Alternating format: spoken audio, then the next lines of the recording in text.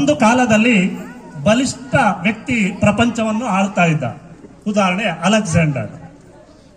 ಮತ್ತೊಂದು ಕಾಲದಲ್ಲಿ ಶ್ರೀಮಂತ ದೇಶಗಳು ಪ್ರಪಂಚವನ್ನು ಆಳ್ತಾ ಇದ್ರು, ಅಮೆರಿಕ, ಜಪಾನ್, ಜರ್ಮನಿ.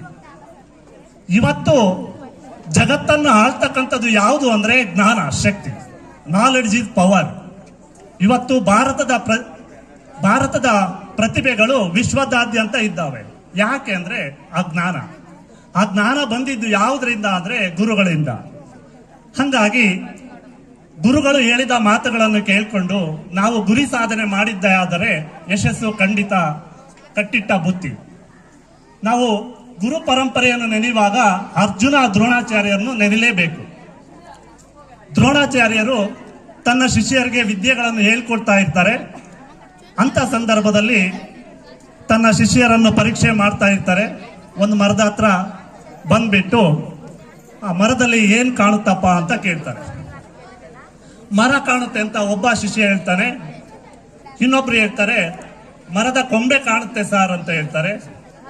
ಇನ್ನೊಬ್ರು ಹೇಳ್ತಾರೆ ಮರದ ಕೊಂಬೆಯಲ್ಲಿ ಹಕ್ಕಿ ಕುಳಿತಿದೆ, ಅದು ಕಾಣುತ್ತೆ ಅಂತ ಹೇಳ್ತಾರೆ. ಆದ್ರೆ ಅರ್ಜುನ ಬಂದಂತ ಸಂದರ್ಭದಲ್ಲಿ ಅರ್ಜುನ ನಿನ್ಗೆ ಏನು ಕಾಣುತ್ತೆಪ್ಪ ಅಂದ್ರೆ, ಗುರುಗಳೇ ನನ್ಗೆ ಪಕ್ಷಿಯ ಕಣ್ಣು ಕಾಣುತ್ತೆ ಅಂದ್ರೆ ಗುರಿ ನಿರ್ದಿಷ್ಟವಾಗಿ ಇದ್ದಂತ ಸಂದರ್ಭದಲ್ಲಿ ನಮ್ಗೆ ಯಶಸ್ಸು ಕಟ್ಟಿಟ್ಟ ಬುದ್ಧಿ. ಪ್ರತಿಯೊಬ್ಬ ಸಾಧಕರ ಹಿಂದೆ ಒಬ್ಬ ಗುರುವಿನ ಶ್ರಮ ಇದ್ದೇ ಇರುತ್ತೆ. ಅಬ್ದುಲ್ ಕಲಾಂ ಸರ್ ತಗೊಳ್ಳಿ, ಶಿವಸುಬ್ರಹ್ಮಣ್ಯ ಅಯ್ಯರ್ ಅಂತಕ್ಕಂಥ ಶಿಕ್ಷಕರು ಇಲ್ಲ ಇದ್ರೆ ಇವತ್ತು ನಮ್ಗೆ ಕಲಾಂ ಸರೇ ಸಿಗ್ತಾ ಇರ್ಲಿಲ್ಲ. ಅವ್ರಿಗೆ ಬಡತನದಲ್ಲಿ ಇರ್ತಕ್ಕಂಥ ಸಂದರ್ಭದಲ್ಲಿ, ಓದ್ಲಿಕ್ಕೆ ಆಗದೆ ಇರ್ತಕ್ಕಂಥ ಸಂದರ್ಭದಲ್ಲಿ ಅವ್ರ ಶಾಲೆಗೆ ಬರುವಂತೆ ಪ್ರೇರೇಪಿಸಿರ್ತಕ್ಕಂಥವ್ರು ಆ ಶಿವಸುಬ್ರಹ್ಮಣ್ಯಂ ಅಯ್ಯರ್ ಅಂತಕ್ಕಂಥ.